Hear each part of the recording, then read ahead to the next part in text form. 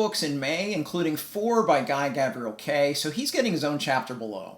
So, chapters below, book of the month at the end, you know how this works. Let's go ahead and get started with Michael Connelly's newest book, which came out last month, and that's called Nightshade. So Nightshade is a different setting for Connelly. It's set on Catalina Island, which is a small island off of the coast of Los Angeles. And we follow a new protagonist in this book. His name is Stillwell. I don't know if Stillwell is going to be a new one that he follows in a few books, you know, like Ballard or Bosch or Mickey Haller, or if maybe he's going to be a one-off like McCaleb was. But I liked the character, but I didn't love the character. So we'll see if we get future installments of Stillwell and this setting on Catalina Island. So one thing about the setting that didn't connect with me, which may connect with you, is it was in many ways a kind of nautical setting because it is an island, so there's a lot with boats and there are descriptions of sailboats and things like that, but for me, that's not a thing that I really gravitate to as a reader, so I didn't love the setting a whole lot because of that. Stillwell is a character that I initially thought was kind of dull to begin with, but he grew on me by the end of the book. He's on Catalina Island because he's kind of been banished by the LAPD, who runs the police department on Catalina Island. So apparently that is an island that is part of Los Angeles. And he's kind of been banished because of some kind of political things going on behind the scenes in the department. And Catalina Island is kind of a castaway, cast-offs of the LAPD. But a murder happens, and Stillwell's a detective, so he's trying to find out who killed the person that they find in the water here off the coast of Catalina Island. And there's another A story in there as well, which is something that, man, Connelly's gotten so good at this, where he gives you kind of 2 different stories going on at once, and they both feel like they're the important story going on. A lot of authors in crime fiction, you might get an A plot and a B plot, and then probably a C plot as well if they're good enough. But he gives you all of that, but the kind of 2 main plots are weaved together really well, and it was just superb plotting by Connelly. Now, I like the book a lot. Connelly's Mr. Consistent. He hasn't written a bad book for me, but I didn't love the new setting or the new protagonist. I would much rather get more Ballard stories, Renee Ballard LAPD stories, than kind of the Stillwell and Catalina Island stories. So we'll see where Connelly goes with this, but it's a solid book. It's a really quick read, solid plotting, solid storytelling, solid Connelly. My reading of The Sun Eater continued this month. I finished the 4th book, Kingdoms of Death, and I was warned going into this one that this was dark, and that warning was true because this is easily the darkest installment of the story. The middle portion of this book is real dark, and there were a couple scenes where I was just like, oh my goodness. Ruocchio just kind of went there. In many ways, this might be my favorite of the Sun Eater books. In some ways it's not, but in some ways it is. I really enjoyed kind of the philosophizing in here. There's a lot of that going on. I kind of enjoy that aspect of the story. And there's kind of less reliance upon action sequences in this book, which I've mentioned before. I don't feel that that's a strength of Ruocchio's, but I think leaning into that, I think that was something that was very good. Now, that said, one aspect of this book that didn't work for me is it felt overly long. I mean, it's only 500 pages, so I think this is probably the shortest of the books so far, but the darker part of the story where Hadrian finds himself in a situation that he doesn't want to be in, and that's where all the dark parts of this story find itself. It's about 300 pages of this about 500-page book, and I felt like it was about 100 pages too long. And I felt that as much as I enjoyed some of the philosophical aspects and some of the things that he brought up as things to think about were very well done, I felt that it just dragged on quite a bit in the middle. But the last 100 pages were superb, and I really enjoyed that aspect of it because the aspect that I liked most about this book was kind of the action after all of these dark things happen in the book. I thought that was when the book was really at its most thought-provoking, and there's kind of this tinge of darkness now that's kind of cast over the series that I suspect will permeate into the next book, because I don't see how it could not. I don't see how Ruocchio could kind of dismiss the darker aspects of this story, which I thoroughly enjoyed. So I liked Kingdoms of Death a lot. Again, it may be my favorite. It's right up there with Howling Dark for different reasons, although the philosophical aspects of both stories are what I'm enjoying most about the Sun Eater saga in general. I finished Cold Silver for Souls by Tori Tecken last month. This was also released in May. I did have an advanced reading copy, so I read it before release. And I've done a dedicated review of this book alongside Discovery by J.A.J. Minton, which was on the channel a couple weeks ago if you want to check that out. But Cold Silver for Souls is a fantasy western. And one of the things that initially just kind of sucked me into this story was how right away we get a first-person narrative character named Hunter. And just simply because the narrative voice that Tekken gave her, her word choices, her sentence structures, it just told you right away, oh, this is a Western. And there was so much just embedded in that narrative that informed the setting, and I really like that. So because just the way that she wrote the narrative from this first-person perspective, it gave you so much of the world building that she didn't need to do exposition drops or anything like that. Well, Hunter is a hunter. She's a bounty hunter, but she's also a necromancer. So right there you see kind of the fantasy slant. One thing I've mentioned to people when they've asked me about this book is, you know, what is this kind of like? And I say this is the fantasy reader's palate cleanser that everyone always looks for. And it's a Western, but it's got enough fantasy in there that a lot of fantasy readers would love it. But there's not so much fantasy that I don't think this wouldn't have broader appeal for people that are not necessarily fans of the fantasy genre.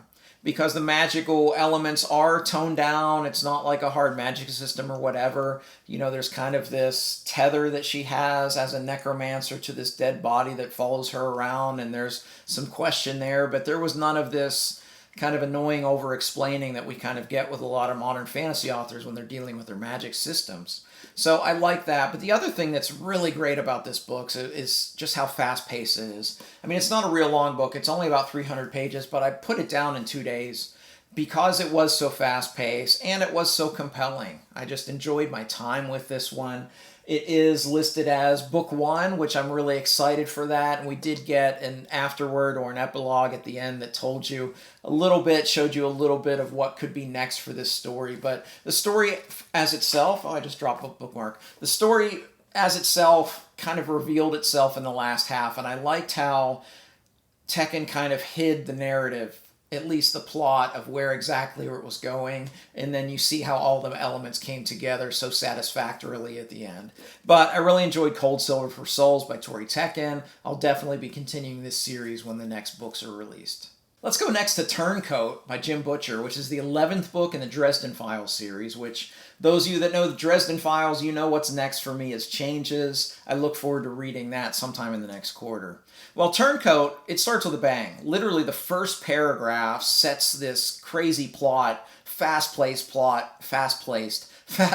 plot moving right away in the first paragraph. And you find Harry is aligned with someone that you would not expect him to be aligned with and allied with in this story. So I like that aspect of it. There's some great world building. There's a great sequence where Harry ends up going back to kind of the home office of the White Council, which is in Scotland. And I really love that part of the story because I've loved how just Butcher continues to just build this world, and each book you kind of get new glimpses of things, and it was nice to get that. Additionally, there's a villain in here. I say a villain, not the villain, because like most of these Dresden series books, there's like more than one thing going on at the same time. And one of the plot stories, there's a villain that is easily the strongest antagonist that Harry has come up against. And I found that very, very just compelling every time that villain appeared in the story, just because it was such a strong antagonist. So I love those aspects of the story. One of the things that disappointed me is that I predicted very early in the book 2 of the main conclusions of the plot. In fact, I put it on the Discord. I was like 15 or 20% into the book, and I said, I hope this isn't true, but this is going to happen and this is going to happen at the end. And both of those things were true at the end. Part of it is I think Butcher really leaned into his crime fiction side of these stories. And I've read a lot of crime fiction, so I kind of recognize some of the cues and clues that he was giving you. I'm sure a lot of people picked up on it as well, but it was just something that I was hoping that one or both of them would have been red herrings, but they really weren't. So that was a little bit disappointing, but the story as a whole moved very, very quickly. I really loved how Butcher revealed how Harry figures everything out and how he, comes out on top at the end. Kind of. The falling action, to me, really elevated the story as well. There's a scene that is one of the darkest things that I've read in this story, and it really has me, a little nervous, but really anxious and excited to continue the series. But Turncoat, maybe not my favorite of the Dresden Files, but it's up there. It's definitely top half. Really, really fast-paced story. Really enjoyed it, and looking forward to seeing what happens when I read changes next quarter. And those of you that are Dresden fans, I am going to do a video vlog for that. So I'll be reading that and periodically just making vlog entries. So those of you that are looking forward to seeing my reactions for changes, look for that sometime in the next quarter. Okay, on to the Guy Gavriel Kay portion of the program. Let's start with Kay's newest, and that is Written on the Dark. This was released May 27th. This was a first day release for me, and I read it pretty quickly. It is a small book by Kay standards. It's about 300 pages, which is pretty small. A lot of his other books, some of his smaller books are around 400 pages, so this is a slimmer volume from him, but it's still a really, really good book. This book is kind of set in the Sarantine world, in the world that is based off of France. Ferreris is what it's called in this universe that Kay's created, based upon our own. We're following a tavern poet named Thierry Villard, and he kind of does these bawdy rhymes, and he's not afraid to poke fun at the aristocracy and the people like that, and it gets him into a little bit of trouble at times. And there's a lot of the typical kind of things that Kay does very well in a lot of his stories that are present here. First of all, the protagonist as a tavern poet, he's not a warrior, he's not a wizard, he's not a king, he's not an aristocrat, but he becomes important in the bigger tale. And Kay does that a lot in his works, where you get a smaller figure enwrapped in this much bigger conflict that's going on. Additionally, a poet. Kay likes writing artists as some of his main protagonists. We've gotten troubadours, we've gotten artisans, we've gotten people like that. So that's another thing that he's done pretty well in this story. Sorry, I got no voice today. Don't know what's going on. Anyway, one of the things I liked about this story is that, unlike the other stories, I feel that when I read these Kay books that my knowledge of world history is lacking, because I don't often know the events that are being riffed upon. But finally, I read one where I knew the events that were being riffed upon, because this is set kind of in medieval France. And if there were one country in the world that I know a bit of history about after my own, it would be France. I've always just been interested in the history of France, a lot of the different eras of France, and the medieval and Middle Ages periods that are kind of riffed upon here. I knew enough that I could see where it was coming from, so I was delightfully surprised when he took the narrative and kind of twisted the history. Like there's a battle here from the 100 Years' War that I knew about that's kind of plays out a little differently. There's an historical figure whose story plays out a little bit differently. So I enjoyed the way that Kay did that, just kind of playing in this sandbox of history. But the story itself, it's many ways one of his most focused stories, because it follows Villard a lot, and we get his point of view for most of this book, and that was both a strength and a weakness. I think it made it easy to connect to the book early on, but it also, for me, one of the things I love about Kay's books most are when he takes a 5 or 10 page tangent and tells you a little bit about this peasant person who's not important in the grand scheme of things, but adds so much color and so much depth to the story. And he didn't take as many tangents in this book, and maybe that's one reason it's so much shorter. But overall, I enjoyed it. The last half was very strong. There was the last kind of the climax of the action was very suspenseful, very tense. I did not know how it was going to play out. The best aspect of this book, though, I think, was the very ending. We get kind of an epilogue, and what's interesting in the epilogue is it follows our main character, but it wraps up the storylines of two secondary characters in such a meaningful way that it adds so much more depth to those characters that I enjoyed them along the way, but it just added a lot to their stories for me. It does riff upon Sarantine Mosaic a bit in the epilogue, so if you haven't read that before reading this, it may not have quite the emotional impact as it did for me. But I really enjoyed Written on the Dark. It's not S tier K, but it's very good, and I really enjoyed it and can definitely recommend it.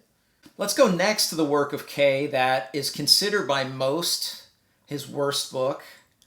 And I know I am an outlier because I loved it. And that's Ysabel. Ysabel is the book I hear everybody just talk about as Kay's worst book. It's not very good. Save it for last because you don't need to get to it. Well, there's one aspect of it where I am glad that I saved it for last for reading all the works of Kay. But it's not what you think. So I think one of the reasons this is maybe unfairly maligned in my mind is the books that preceded it. If you look at the 6 books that preceded this, it was Tigana, Song for Arbonne, Lions of Aurazon, the 2 books of the Sarantine Mosaic, and The Last Light of the Sun.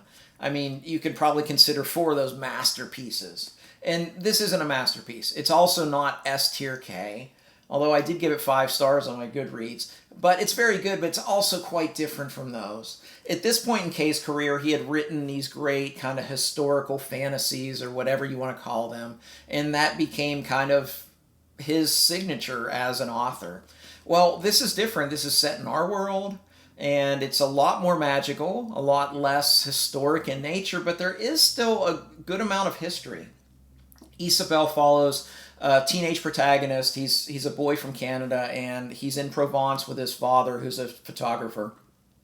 And early on in the book, he meets a American girl about his age, and something magical happens. Not like love magical, but something of a fantastical nature happens to them early in this book. And as the book unfolds, you start to see more magical glimpses, and all of it's enmeshed with the history of Provence.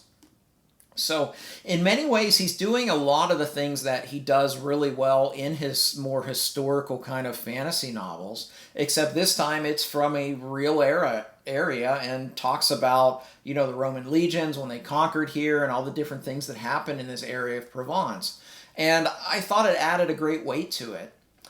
There are some things that I know are definitely lesser aspects of this book in comparison to Kay's other works. Some of the dialogue between the teenagers is kind of cringy. So I finally found, 16 books into his works, I found something Kay doesn't do very well. Modern teenagers talking. Yeah, not real great at that. That's okay. He does everything else really well. The other thing is this book is very reliant upon dialogue to tell the story, and Kay doesn't always do that. He often just has the narrative tell the story itself and has dialogue when he needs dialogue. Here, dialogue does deliver a lot of the exposition, so it doesn't necessarily feel like a Kay novel in that regard. Now, one of the aspects of this that made me love this book is I read this right after finishing the Fiona of Our Tapestry, and there are 2 characters from that story that find themselves in this story. And I was so happy to be reunited with them. So I think if somebody read this, not only would they not feel that joy of being reunited with these characters that they already know, but they won't know their backstory, their capabilities, what makes them special, and all of that, which I think added a lot to this story. So I think anyone that did not read this and hadn't read Fiona of Our first, I think they were missing out on an important aspect of this book. But I really enjoyed the magical aspects of this book. He really leans into something I'm going to talk about with Fiona of Our Tapestry in a minute. He really leans into kind of folklore and myth and that kind of magic, and I love that kind of magic. And overall, I just really enjoyed Ysabel. I know I'm an outlier. I know this is his lowest rated book on Goodreads. I know this is the book everyone says is his worst book, but what can I say? I enjoyed Ysabel. Okay, and I finished the last 2 books of the Fiona of Our Tapestry last month, The Wandering Fire and The Darkest Road, and I'm going to talk about them together because The Darkest Road is my book of the month. So the Fiona of Our Tapestry, this is his first works, and this is his most straightforward fantasy. It's very traditional fantasy, but it's not traditional fantasy like Tolkien traditional fantasy. This is traditional fantasy that leans more into like history and folklore and things like that. Picturing an enchanted wood and then encountering a goddess who lives in the woods. Those kinds of stories that are part of like every nation's folklore. And he leans into that kind of storytelling here. One of the aspects of the folklore that he leans into is the Arthurian legend. So I knew going in, and I think most people go in knowing that some aspect of this ties into the Arthurian legend. And I loved in The Wandering Fire, Book 2, how that became something really important in the story. So I mentioned when I talked about Ysabel that was, most people consider that his worst book. I think Summer Tree is the book I would rate lowest of Guy Gavriel Kay. But I think halfway through that book, you see him starting to kind of gain strength as a writer. And you start to see that in these two books, with Wandering Fire and then even more so with The Darkest Road, how he's almost gaining strength. And you start to see some of the kind of Kayisms as we've talked about it with some of my friends on BookTube. For instance, one of the things that he does very well in a lot of his books is he'll have some sort of underlying theme that he wants to reinforce, and he'll give it to you from a different perspective, couple perspectives, just to show you that theme and different angles of that. You see some of that especially in The Darkest Road, and I like that aspect of it because you can start to see some of the things that he would do well. Now you would also say that, yeah, a lot of the things that he does here, he does better later, as he should. As any writer, you hope that most writers improve their craft as they get better. I think the biggest issue with Fiona of Our Tapestry is one of expectations. I think a lot of people go in, and if they're thinking traditional fantasy, like Tolkien derivative fantasy, that's not what they get. So that's very, very different. This is a very different story.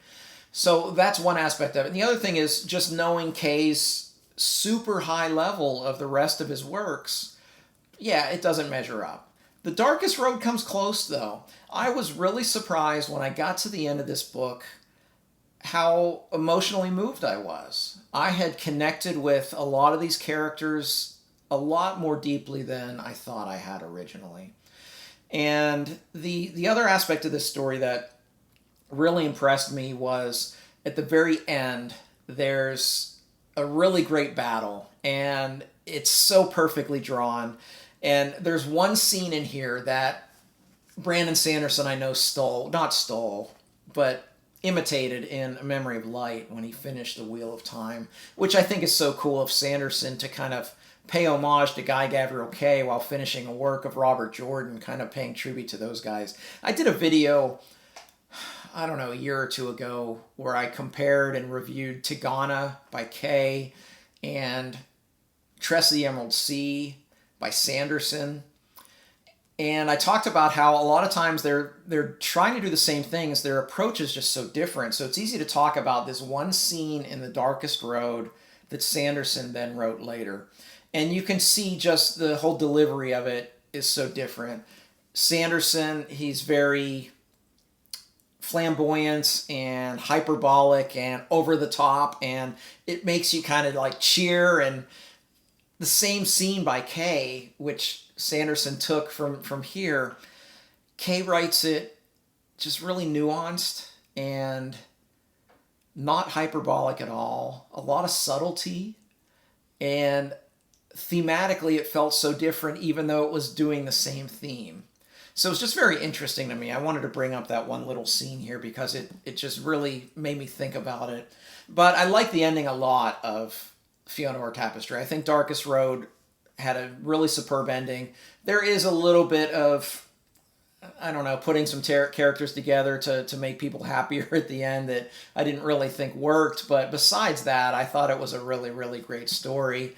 You show that early on Kay was a brave storyteller because not all of the main people in this series make it to the end, but the story itself was fantastic. So I think if you go into Fiona of Our Tapestry with the right expectations, that this is more of a folklore-oriented story and it is very traditional. It does have some of those tenets, and it has a very slow and maybe even disjunct start in the first book. But each book gets better, and it ends with my book of the month, which was The Darkest Road by Guy Gavriel Kay, my book of the month for May 2025. Well, that was my month. I'd love to talk with you about any of these books in the comments section below. Just please label any spoilers. And as always, I'd love to hear your book of the month. What's the best thing that you read in May? Let me know as well. If you like this video, please like and subscribe. You can also find me on Twitter, Goodreads, and the Fireside Discord. I'd love to interact with you there.